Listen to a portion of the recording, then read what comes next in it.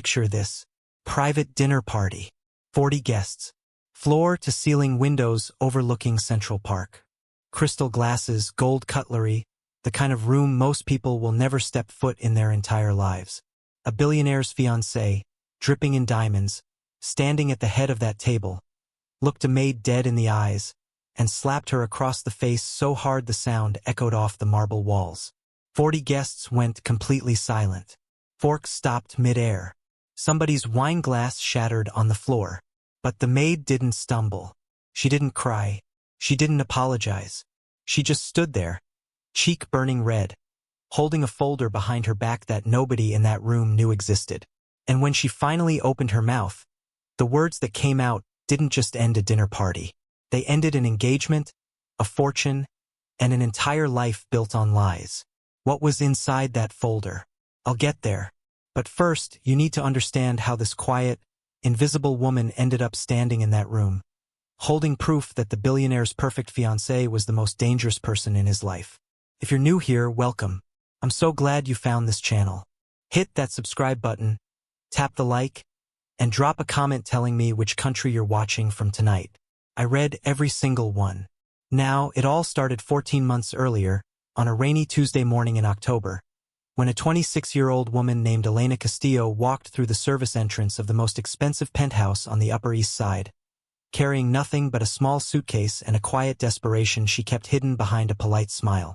Elena wasn't supposed to be in New York. 6 months earlier, she had been living in Las Cruces, New Mexico, working double shifts at a laundromat during the day and cleaning office buildings at night. She was the oldest of 3 siblings. Her younger sister, Mia, was 17 and still in high school. Her brother, Diego, was 12. Their mother had passed away 2 years earlier from cervical cancer, and their father had walked out long before that, when Elena was barely 9 years old. Elena had been holding her family together with 2 jobs, no savings, and the kind of stubborn refusal to quit that only people who've grown up with nothing truly understand. When the listing appeared online for a live-in housekeeping position at a private Manhattan residence, offering a salary 3 times what Elena made combined from both her jobs, she applied the same night. She didn't expect to get the job. She had no formal training, no references from wealthy families, no experience working in a home that had more bathrooms than her entire apartment building back in Las Cruces. But the interview was conducted by the estate manager, a sharp, no-nonsense woman named Mrs. Aldrich, who seemed far more interested in Elena's work ethic than her resume.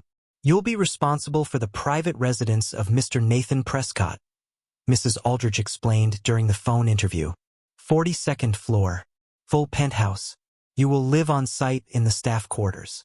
Your duties include daily housekeeping, meal preparation assistance, laundry, and event setup when Mr. Prescott entertains guests. Discretion is not optional. It is the foundation of this position. Elena said yes before the call even ended. Nathan Prescott was 34 years old.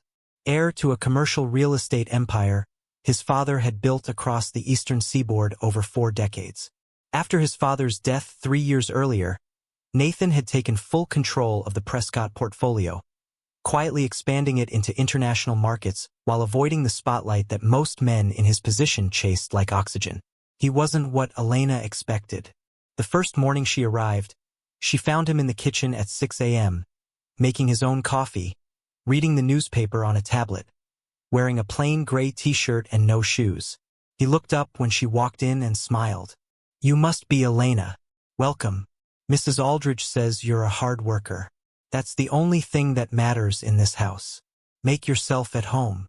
Over the following weeks, Elena learned that Nathan Prescott was, by every measure she could observe, a genuinely decent man. He remembered the names of every staff member. He asked about their families. He left handwritten thank you notes after events, not for the guests, but for the people who had set up and cleaned. He donated quietly and never wanted recognition. Elena respected him, and she kept her head down, did her work, and sent every spare dollar home to Mia and Diego in Las Cruces. Then, 3 months into Elena's employment, Nathan introduced the household to his new fiancée. Her name was Vivian Ashford, 29 years old. Tall, striking, with the kind of effortless beauty that made people stop mid-sentence when she entered a room. She told everyone she came from old money in Greenwich, Connecticut. She had a degree in art history, a wardrobe that cost more than most people's homes, and a way of laughing that made every man within earshot feel like he was the only person alive. Nathan was completely, hopelessly in love with her, and Elena could see it from the very first night Vivian walked through that door. At first, Elena told herself she was imagining things. Vivian was beautiful, charming, and Nathan adored her. Who was Elena to question any of it? She was the maid.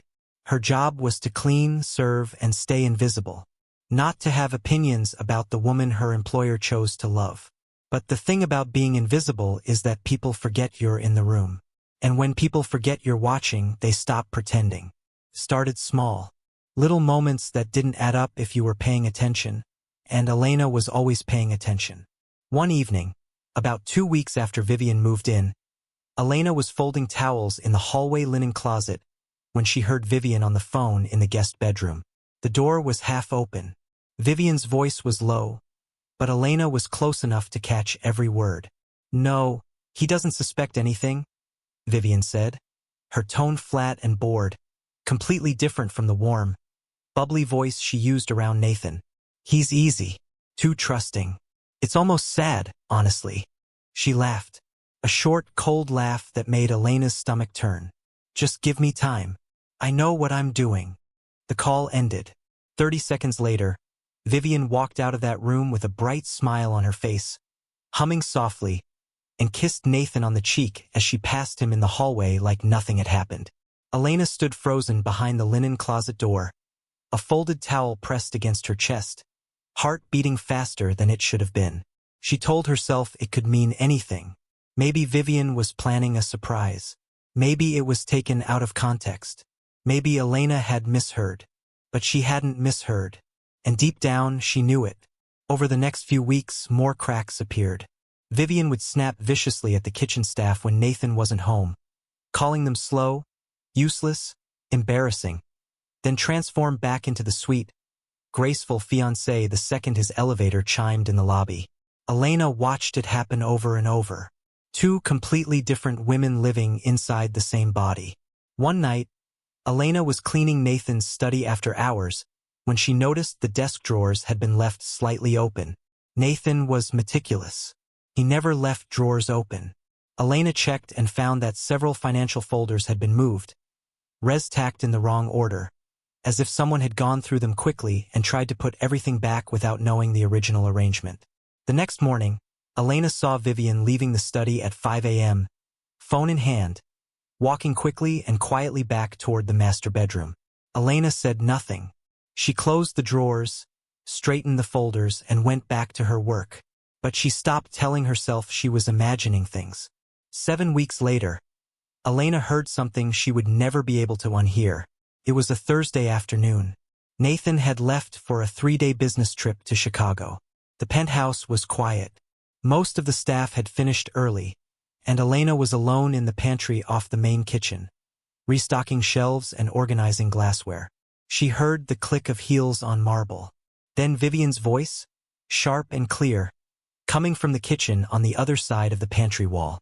She was on a phone call, and she clearly believed she was completely alone. "Listen to me carefully," Vivian said, her voice stripped of every ounce of warmth Elena had ever heard from her. "The prenup is airtight. His lawyers made sure of that. If I divorce him, I walk away with almost nothing. That's not the plan. That was never the plan." Elena stopped moving. Her hand froze on a glass halfway to the shelf. She didn't breathe. "I'm not being impatient," Vivian continued, her tone calm and controlled in a way that made it worse. "I'm being strategic. After the wedding, after the insurance policy is fully locked in, we give it 6 to 8 months. Something gradual. Something that looks like it happened on its own. His father died of a heart attack at 61. Nobody is going to question it if the son goes the same way a little earlier than expected." Elena's knees nearly buckled. She pressed her back against the pantry shelf and covered her mouth with both hands to keep from making a sound. "The payout is clean," Vivian said, softer now, almost smiling through her words. No lawyers fighting over assets. No ugly divorce. Just a grieving widow who inherits everything and disappears after a respectable amount of time. We've been over this. Stop calling me unless it's important. The call ended. Heels clicked again, fading down the hallway toward the master suite. A door closed somewhere in the distance. Elena stood in that pantry for what felt like an hour but was probably less than 5 minutes. Her hands were trembling. Her legs felt like they belonged to someone else. The glass she had been holding was still in her hand, gripped so tightly her knuckles had turned white. She replayed every word. Something gradual. Something that looks like it happened on its own. A grieving widow who inherits everything. This wasn't suspicion anymore. This wasn't a maid overthinking late-night phone calls and misplaced folders. This was a woman calmly, clearly, precisely planning to murder the man who trusted her with his entire life. And Elena Castillo, the invisible maid from Las Cruces who nobody in this world would ever believe over a woman like Vivian Ashford, was the only person alive who knew about it. That night, Elena sat alone in her small staff quarters on the far side of the penthouse.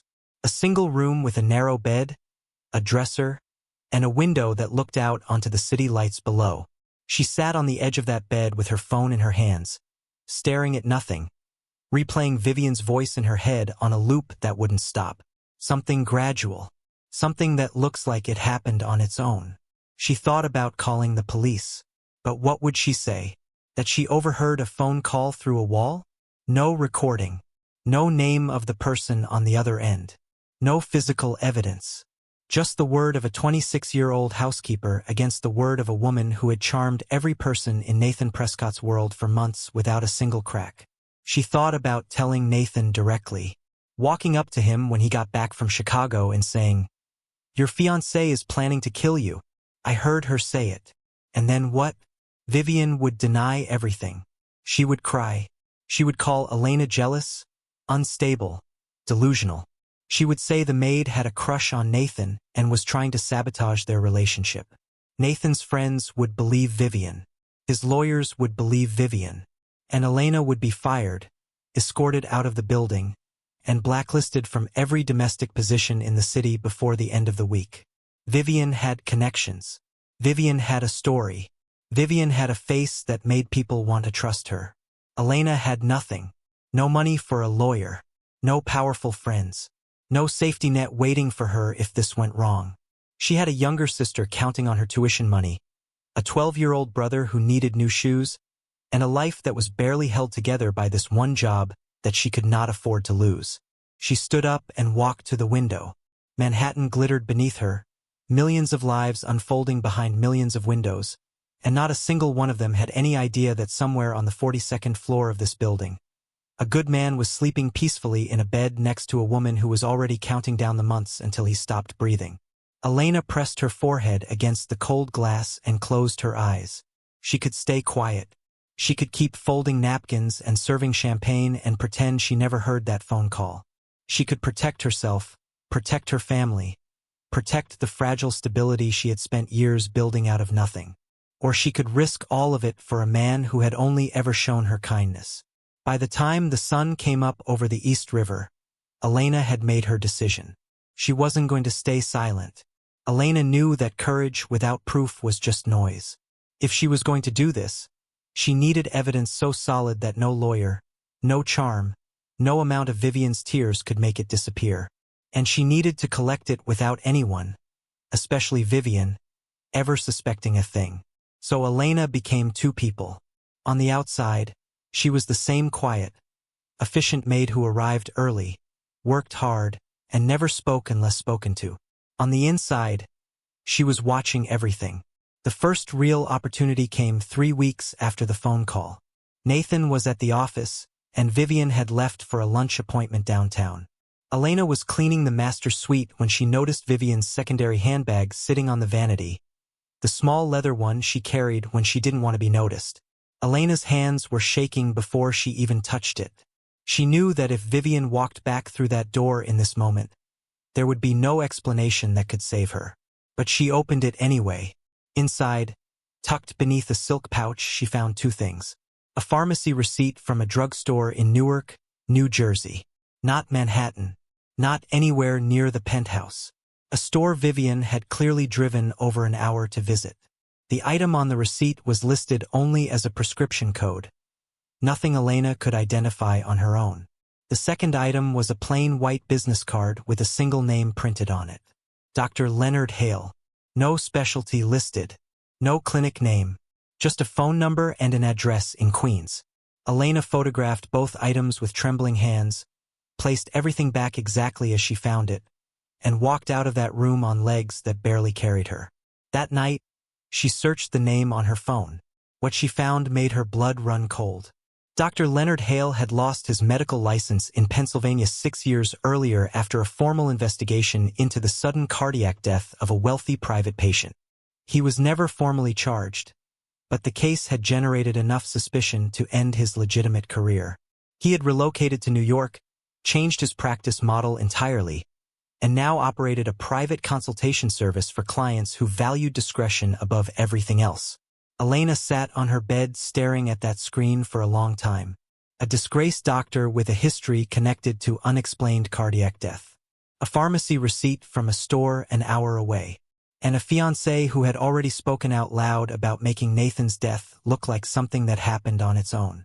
The pieces were connecting. But Elena knew a photograph of a receipt and a business card wasn't enough. Any decent lawyer would dismiss it in minutes. She needed something physical. Something undeniable, and she had a terrible feeling she already knew where to find it. Elena found it on a Sunday morning in June, 5 weeks before the wedding. Vivian had gone to brunch with 2 of her friends from Connecticut. Nathan was at the gym. The penthouse was completely empty except for Elena, who was supposed to be dusting the guest bedrooms on the east wing. Instead, she walked into Vivian's private dressing room. Her heart was hammering so hard she could feel it in her throat.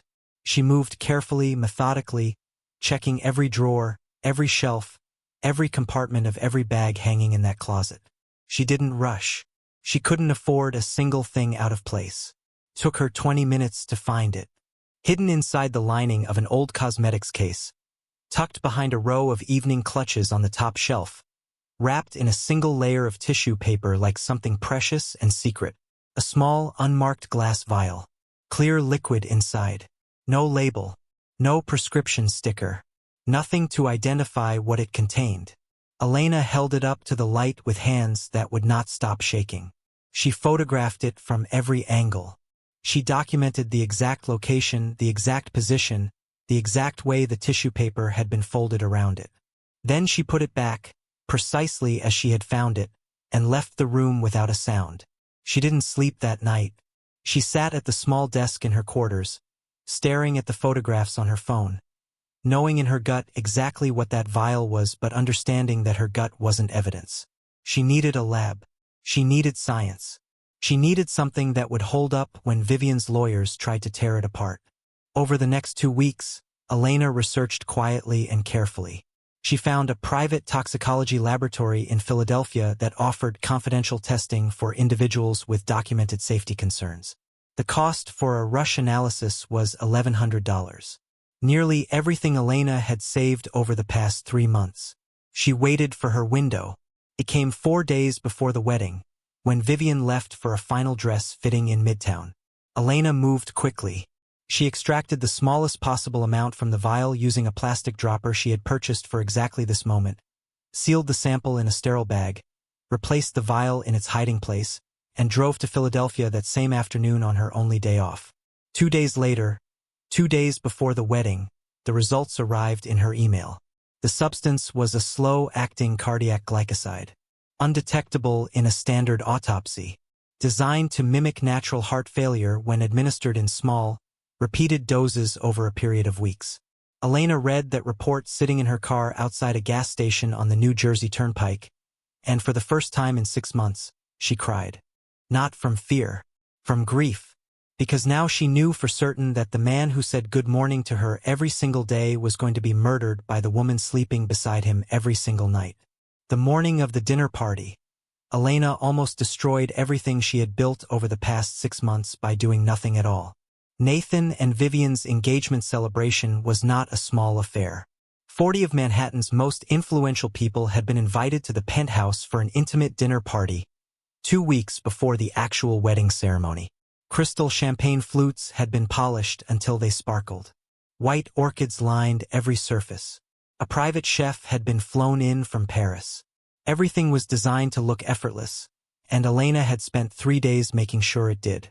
She moved through the penthouse that morning carrying trays, adjusting centerpieces, steaming tablecloths, her hands steady but her mind falling apart. The lab report was folded inside the inner pocket of her uniform apron.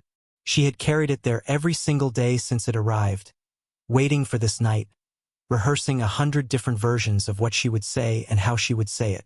But that morning, standing alone in the service hallway, she froze.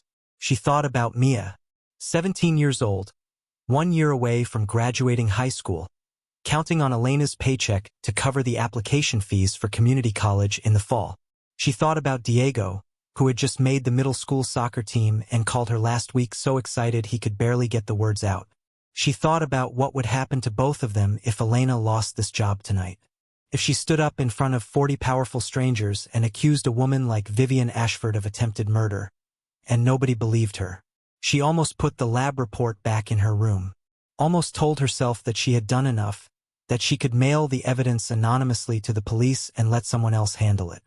Almost convinced herself that it wasn't her responsibility to save a man who had an entire world of people around him who should have seen this coming.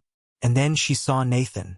He was standing in the living room, alone for just a brief moment, adjusting his tie in the mirror by the fireplace. He caught Elena's reflection behind him and turned around with that familiar, easy smile. "Elena, this place looks incredible," he said, shaking his head like he still couldn't believe it. "You've outdone yourself. Seriously, I don't know what I'd do without you." He meant it. She could see it in his eyes. The same kindness, the same genuine warmth he had shown her from the very first morning she walked into this penthouse 14 months ago. And in that moment, Elena understood something with absolute, bone-deep clarity. If she stayed silent tonight, Nathan Prescott would be dead within a year. And she would spend the rest of her life knowing she could have stopped it. She tightened her apron, felt the folded lab report press against her ribs, and walked back toward the kitchen without saying a word. Tonight was the night. The dinner was flawless. For 3 hours, Elena served courses, refilled glasses, and moved silently through the room while 40 guests laughed, toasted, and celebrated the couple everyone believed was destined for a perfect life together. Vivian was radiant. She floated from table to table in a black silk gown, touching arms, kissing cheeks, telling stories that made everyone lean in closer. She was performing the role of her life, and every single person in that room was buying it completely. Elena watched from the edges, waiting. Her moment would come between the main course and dessert, when all 40 guests were seated, when the room was full, when there would be no private corner for Vivian to spin a quiet lie and make this disappear. It came at 9:14 p.m. The plates had been cleared. Nathan stood to make a toast. He raised his glass, looked at Vivian with a love so genuine it almost broke Elena's heart, and said, "To the woman who changed my life." 40 glasses rose into the air, and Elena stepped forward from the service corridor, folder in hand, and spoke. "Before you drink to that," Elena said, her voice cutting across the room louder and steadier than she thought possible, "there is something every person in this room needs to hear." The room didn't go silent immediately. A few guests chuckled, assuming it was some kind of planned surprise. Nathan lowered his glass slowly, confused but not yet alarmed. Vivian's smile didn't waver, but her eyes locked onto Elena with a sharpness that no one else in the room would have recognized. A warning, a threat. "This woman," Elena continued, holding the folder up so the nearest tables could see it, "is not who she says she is. I have documented proof that she has been planning to take Nathan's life after the wedding for his life insurance payout. I have a lab report confirming a cardiac toxin I found hidden in her dressing room. And I have 6 months of evidence that connects her to a disgraced doctor who has done this before." The silence that followed was absolute. 40 faces frozen, 40 forks abandoned, 40 phones suddenly gripping tighter in 40 hands. Vivian moved first. She let out a sharp, brittle laugh and turned to Nathan with wide, wounded eyes. "Nathan, this is insane," she said, her voice trembling with perfectly rehearsed disbelief. "She's clearly lost her mind. She's just a maid. She's probably obsessed with you, and this is some kind of sick revenge because I asked Mrs. Aldridge to let her go last week." "That's a lie," Elena said quietly. "And you know it." Vivian's composure cracked. Something behind her eyes shifted from performance to panic. She crossed the room in 3 fast steps, raised her hand, and slapped Elena across the face so hard that the sound bounced off every marble wall in that penthouse. Elena's head snapped to the side. Her cheek burned. But she didn't move. She didn't flinch. She didn't drop the folder. She turned her face slowly back toward Vivian, looked her directly in the eyes, and said 5 words that ended everything. "Open the folder, Nathan. Now." Nathan didn't hesitate. He set his glass down, walked past Vivian without looking at her, and took the folder from Elena's hands. The room was so silent you could hear the pages turning. Inside that folder was everything. The lab report confirming the cardiac toxin. Photographs of the unmarked vial hidden inside Vivian's cosmetics case. The pharmacy receipt from Newark. The business card of Dr. Leonard Hale. Printed records of Hale's medical license revocation and the investigation into his former patient's unexplained cardiac death. And 14 pages from Elena's private journal, written in careful detail over 6 months, documenting every phone call, every suspicious errand, every late-night conversation she had overheard. Nathan read in silence for what felt like an eternity. His hands began to tremble halfway through the 2nd page. By the 4th page, his jaw was locked so tight the muscles in his neck were visible from across the room. He looked up at Vivian, not with anger, not with heartbreak, with something worse, recognition. The look of a man who was finally seeing the person standing in front of him for the very first time. "Is this true?" he asked, his voice barely above a whisper. Vivian's mask shattered completely. She didn't answer the question. Instead, she lunged for the folder, clawing at Nathan's hands, screaming that it was all fabricated, all lies, that Elena had planted everything to destroy them. Nathan pulled the folder away from her and said one word to his security team standing near the entrance. "Now." 2 guards stepped forward. Vivian fought them. She kicked, screamed, knocked a champagne glass off the nearest table. 40 guests sat frozen in their chairs, watching a woman unravel in real time in front of all of them. Police arrived within 15 minutes. Vivian was escorted out of the penthouse in handcuffs. Mascara streaked down her face, still screaming denials that nobody in that room believed anymore. A search of her belongings that night recovered the remaining vial exactly where Elena had documented it. Her second phone contained 8 months of messages between her and Dr. Leonard Hale discussing dosage, timing, and Nathan's life insurance policy, which Vivian had quietly increased 3 months into the engagement, listing herself as sole beneficiary. Dr. Hale was arrested 4 days later attempting to board a private flight out of the country. Nathan found Elena in the service kitchen an hour after the police left. She was sitting alone on a metal stool, hands wrapped around a cup of tea she hadn't touched, still in her uniform, still wearing the red mark of Vivian's hand across her cheek. He sat down across from her, quiet for a long time. "Why didn't you tell me sooner?" he finally asked. Elena looked up at him with eyes that carried 6 months of sleepless nights behind them. "Because I was just a maid," she said softly. "And she was everything you believed in. I needed the whole world in that room to see the truth at the same time, so nobody could ever make it disappear." Nathan didn't say anything for a long moment. Then he reached across the table and placed his hand over hers. "You saved my life, Elena." She nodded, not because she wanted gratitude, but because she finally, after 14 months of silence, felt like someone actually saw her.